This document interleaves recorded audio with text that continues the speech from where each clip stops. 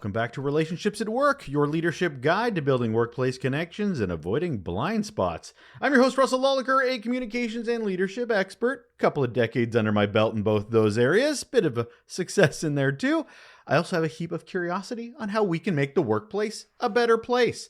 If you're a leader trying to understand and improve your impact on work culture and the employee experience, well, I have some great news for you. You're in the right place.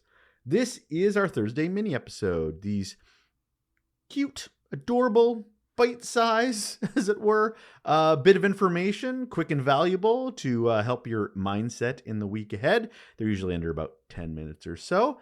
They're all inspired by our very free Raw Note newsletter that also comes out every Thursday. You just have to go to russellolliker.com. Can't remember that. It's okay. Relationshipsatworkshow.com. Top there in the top bar or whatever, you just sign up for free and go through all the buttons and the motions, and you'll have that in your inbox every week. But let's stop talking about that and start talking about this. Our topic today for our mini episode is maybe we're the problem, not Gen Z. Stop me if you've heard this before. Hell, this could have come out of our own mouths at one time or another, but we're on a leadership journey that's improving, so we don't do it so much anymore. But I really think it needs to be highlighted because it never seems to go away, especially with generations trying to understand each other. Gen Z doesn't want to work. Gen Z can't commit to one job. Gen Z act like they're entitled before they're even earned anything. Gen Z is too sensitive. I can't give them honest feedback. By the way, for the purposes of this podcast, I'm saying Gen Z, not Gen Z. I'm Canadian. I'm sure a few people will be pissed at me that I'm doing that, but bear with me. Anyway, it's a they situation. It's an interesting approach, too, to leadership when those phrases become common. I've heard them. I've heard them at conferences. I'm sure you have, too. And it hurts my heart because these phrases don't scream good leadership to me. They scream, I'm inflexible. I don't want to learn. It's all about me and how I like to work. That's not leadership.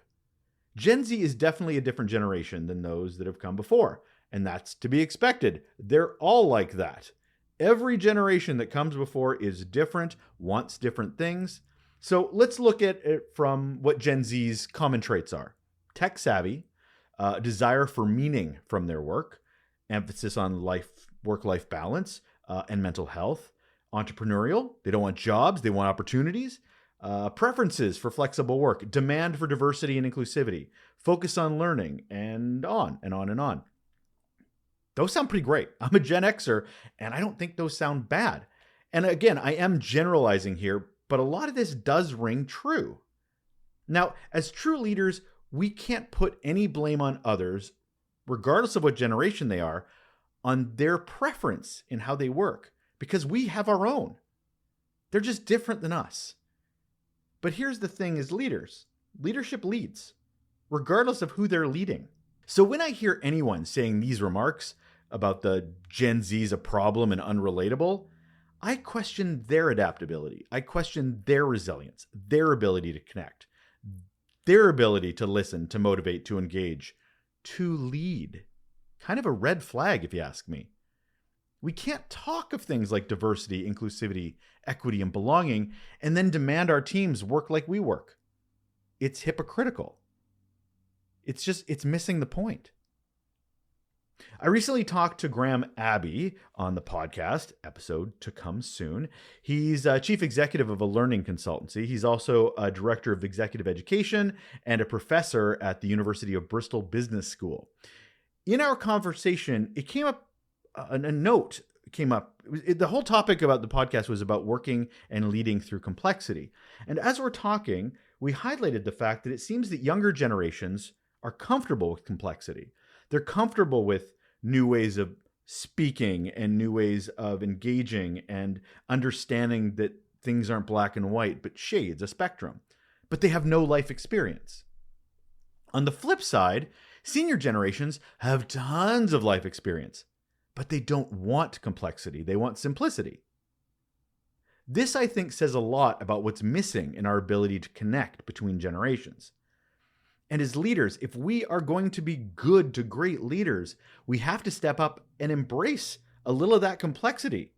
Because then when we couple that with our life experience, our work experience, we can really help to engage with those other generations like Gen Z and other young generations, millennials, Gen Alpha. So how do we combat those natural assumptions that just come up from our unconscious bias? Well, first, I would recommend that we maybe need to foster a transparent and supportive environment. That's how we get to know each other. We prioritize clear communication and safe spaces so we can have that regular feedback to understand each other. Now, if we couple that with mentorship programs that will connect Gen Z team members with some generational mentors, we're on the right path. Another thing is offering career development and growth opportunities. It's not just a job, right? It's growth. It is opportunities. It's an experience. So why not offer training and coaching programs to grow team members, assign meaning and challenging projects to them so that they learn and get to show off their own abilities? And while we're at it, maybe make sure we're rewarding and recognizing them all for it too. And last, and I know a lot of older generations are going to have a hard time with this, create a flexible and inclusive work culture. Now, I know a lot of people's backs will cringe when I say the word flexible. I'm not talking full-time remote work, everybody works from home. Though that does work for some organizations, it doesn't work for all. And there are a lot of benefits to coming into the office and fostering a culture in the workplace. What's key here is the term flexible. Flexible in work hours, okay? Focusing on results and not being chained to a desk. This is adaptability. It's innovation. We can even celebrate differences and collaboration and make sure all work that we do is tied to value, not tied to a desk. Now, make sure when we tie it to value, though, it means a lot when you tie it to customers, not the CEO. They want to feel like they made a difference. And that helps a lot more when it's tied to the customers, the people you're serving, not necessarily executive. So with that understanding, we may actually become, dare I say it, the biggest champions of younger generations. If we get to know them, relevancy is in there, connections in there. We're all humans.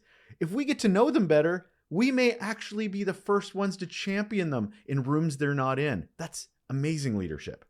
So Gen Z doesn't want to work could become Gen Z wants to work. They just want to feel like it matters. Or how about another one I said off the top? Gen Z can't commit to one job. Okay. Gen Z is committed to jobs that they can grow and learn in. Now that sounds better. Gen Z act like they're entitled before they've even earned anything. How about Gen Z are entitled to feel like they matter, that we have a plan for their employee journey and we are part of that journey. And last, Gen Z is too sensitive. I can't give them honest feedback. How about Gen Z is sensitive to feedback that doesn't take into account that they are humans wanting to do well and to do better? Some of the most effective, passionate, innovative people I've met are Gen Z, our younger generations. And some of the most entitled, uncommitted, and sensitive people I've ever met weren't. We need to focus on the individuals, not the labels, in building relationships and healthier organizations. Consider that maybe Gen Z isn't too difficult to work with. Maybe we're too difficult to work for. That's it. That is another mini episode of Relationships at Work, your leadership guide to building workplace connection and avoiding blind spots. I hope that resonated. Sometimes it's things you already know and just need to hear again, just to get your head right in how you approach your relationships at work. I hope this episode did that for you, or other episodes do that for you as well. Thank you once again for supporting the show. And I can't tell you enough how much that means to me. I get so much amazing supportive feedback for the show about how it's meant something to them, even quietly whispering. I don't know why people whisper. You can be very vocal if you like the show. I really appreciate it either way. No matter your volume, I appreciate it either way. Anyway, I just want to wish you a great day, and we'll talk to you again soon.